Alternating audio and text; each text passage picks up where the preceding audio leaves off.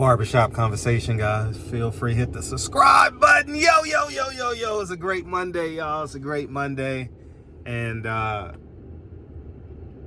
saw PBC post on their YouTube. I didn't watch it, but I saw it.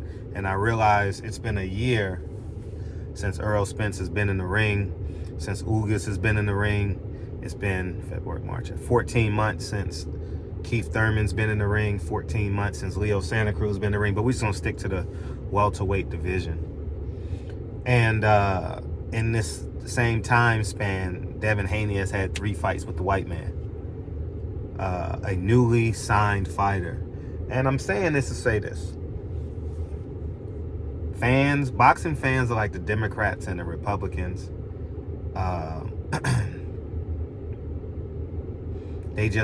They are on the side which makes them feel better. They don't want to fight and do the work. You know what I mean? Don't want to fight and do the work.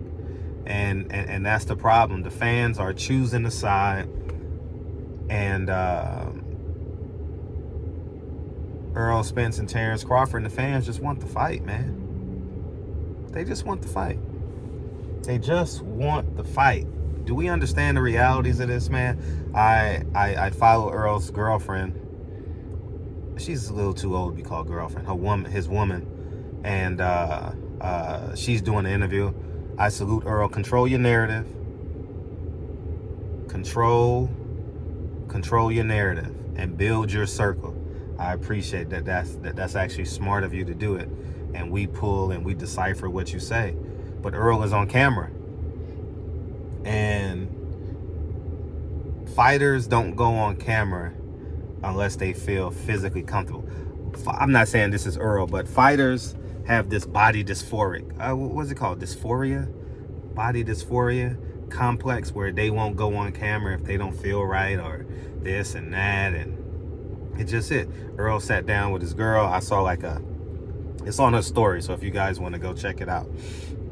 And she has a YouTube channel. Kicking It with AO, Living with AO, something like that. But if you go to her Instagram, you'll see it. Just go to Earl's page and you'll find it through there. And Earl is on there, and he's sitting in a chair hanging with his woman, and she is the interviewer and he is the interviewee. And I'm looking forward to this interview. And control your narrative. Now the second thing is, you got to start controlling your careers, because it's no way Earl in his prime should be fighting once a year. I understand he's had some devastating injuries, but Earl's ready to go. He's been sparring, so Earl's ready to go. And I saw a video a couple months ago of him sparring, and Keith Thurman. I wonder what's going to happen with Keith Thurman's career. You know, it's no matter how I feel about Keith Thurman, he's a fighter and he got to put food and money on his table. And I don't care who Keith Thurman fights, but he should be able to fight. You get what I'm saying? Ugas, who is a man's man. I admire him. I love his story. I respect his story. I respect him. He's always holding his wife's hand. I respect that. And he hasn't fought in a year. He's chasing the fight. No, the eye injury been healed, guys. He's been on the line chasing the fight for months now.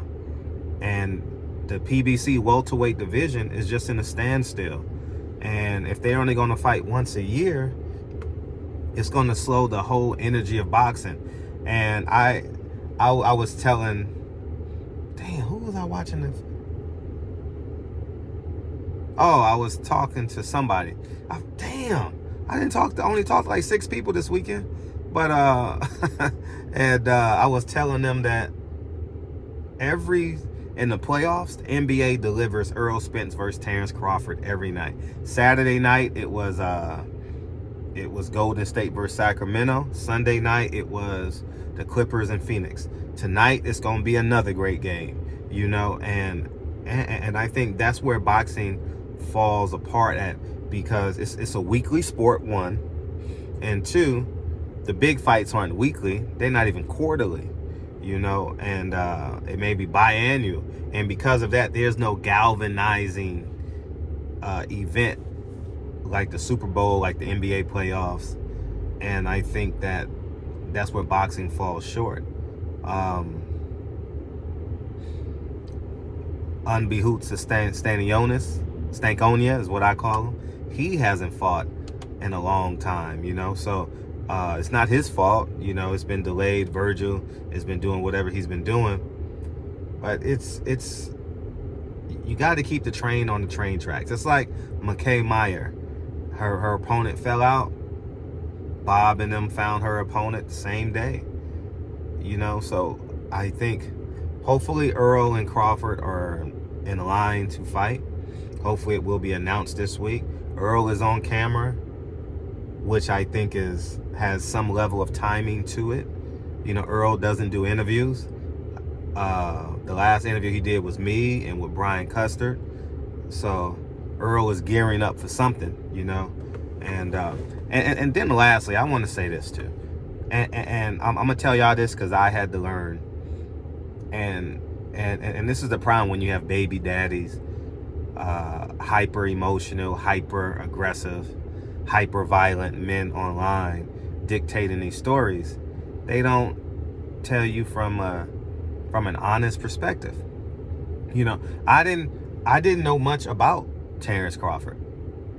Not at all. Being completely honest. All I knew, he got shot in the head. Tim Bradley, he sparred with Tim Bradley, yada yada yada. And that's it. You know, I know his mom is his biggest fan, and now his wife is his biggest fan, and his kids, and so on and so forth. And I had to learn on my own. That he's been married and had all his kids with one woman. He's never sat down and told me the whole story. I had to learn, honestly, through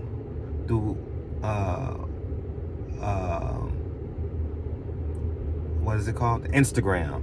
And Coach Malachi, I spoke to Coach Malachi briefly, and he was telling me how Terrence Crawford's gym has a wrestling side and a boxing side, and he sends how you say it? He donates it to the community. I think that's beautiful. My goal is to open up a community center of some sort and name it after my grandfather. I have the building. I bought an apartment building to change it into a community center when Kennedy gets married, and that's what I intend to do. But until then, I mean, I believe that's extraordinary.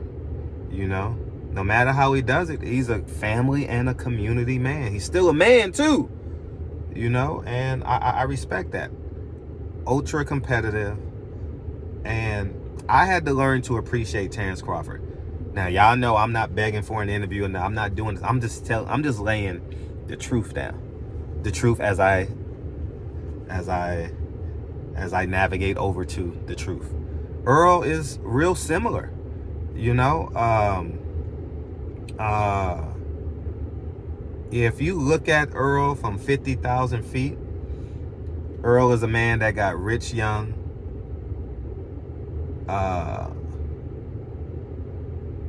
made some, I would say, catastrophic mistakes in terms of the single car accident. Thank God it was a single car accident, and by his own admission, the drinking and everything else. And he made an abrupt left turn that I know made a complete 180. And I'm only speaking on, I haven't seen or spoken to Errol in a couple years. But what I'm saying is these guys have gone different directions. Errol is a community that I see is a community man and a family man. How I know this? I follow him on Instagram. He's always in his, is it a barn, a yard? I don't know what you call with the horses and all that. And he feeding the pigs and the chickens and all that. And over COVID, I had a chance to really get to know Errol through his stories. You know, actually, all of y'all. Because I wasn't on Instagram heavy until COVID. You know what I'm saying? So I've had and I've gotten to learn what Earl presents, right? And the presentation that Earl presents is a family man and a community man. When he comes out, he always comes out to a local guy. He put his local high school on. He put YG, not YG. What's his name? That's on me, baby. That's on me, baby. Yellow boy. Yellow. Young Yellow. What's his name, guys? Yellow Beezy. Old Yellow. Y'all remember that book, Old Yellow? What's that, Animal Farm, Old Yellow? Man, that shit that took me back. That's one of the, was that a 4th grade book we got to read? 4th or 5th grade book we got to read? Old Yellow, Animal Farm. But yeah, he put him on and he introduced him to me. And he's in one of my playlists. That's on me, baby. And I tell you guys this all the time. The toughest moment that I've had on my platform, Earl was there. Earl, Jordan, and his team were there. And the cost was easily $4,000 to $5,000. And I was going to give Earl the $4,000 to $5,000. And this is why I will always have, even when I disagree with Earl, and I have no problem disagreeing with anybody. I would never, ever on God's green earth disrespect Earl. I will disagree. I disagree with him allowing Al Heyman to stay in front of his career. I think at this point, he's a superstar. He needs to be in front of his career, and he needs to make Al compete against other people so he can get the highest. That's why competition is good. It shouldn't be a monopoly.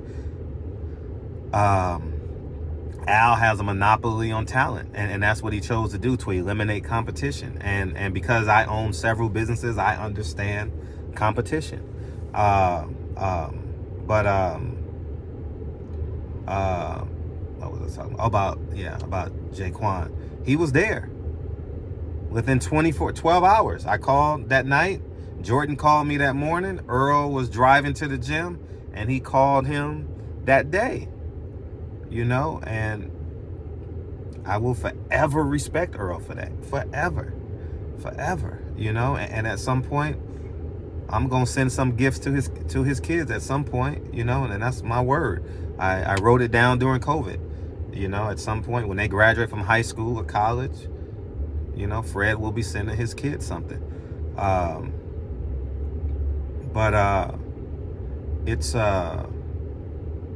It's important that boxing fans really understand. And I had to learn. This is coming from a man who challenged Terrence Crawford at every turn.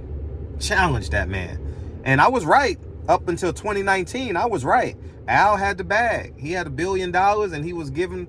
And I know this to be true because I was able to be on the back end of things. So I saw the checks. I saw what the hell was going on. I overheard conversations that I shouldn't have heard from fighters, and the fighters, trust me, during COVID, called me every day.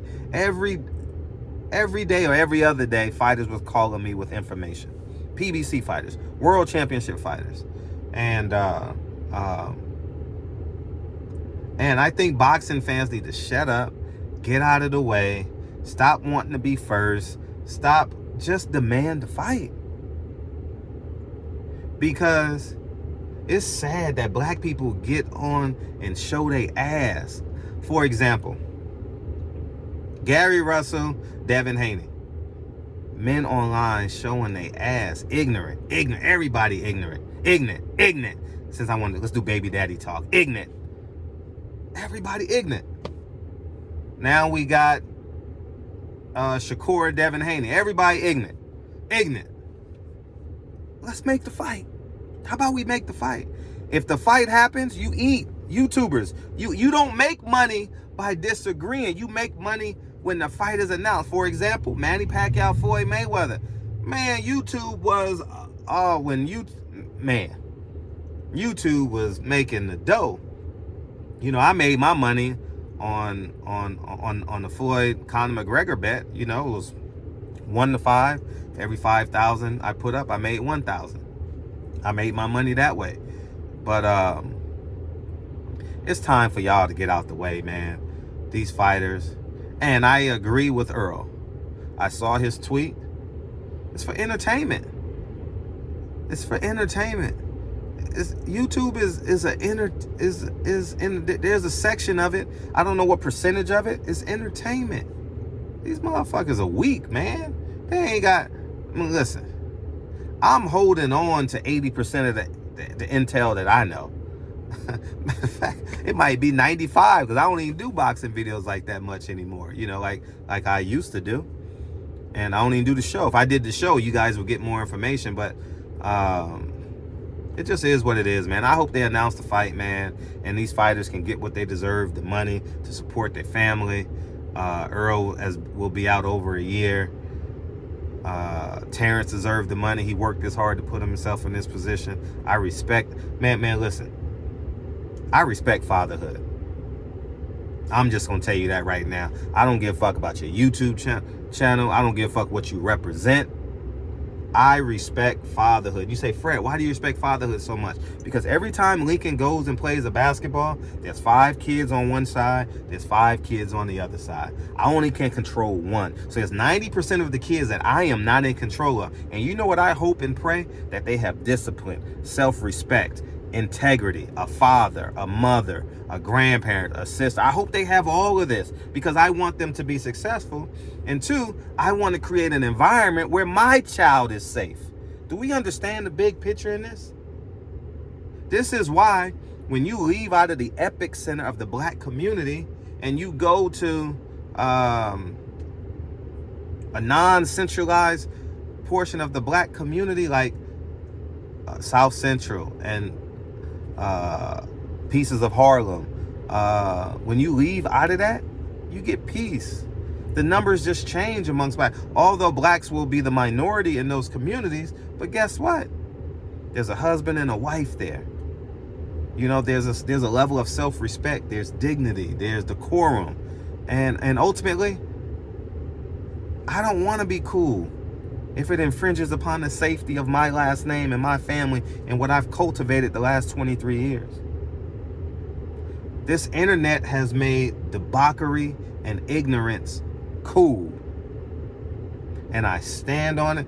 I don't care about relationships on the internet. I don't care about relationships in real life. Nothing comes in between my last name and what I am building. And that's what y'all are afraid of.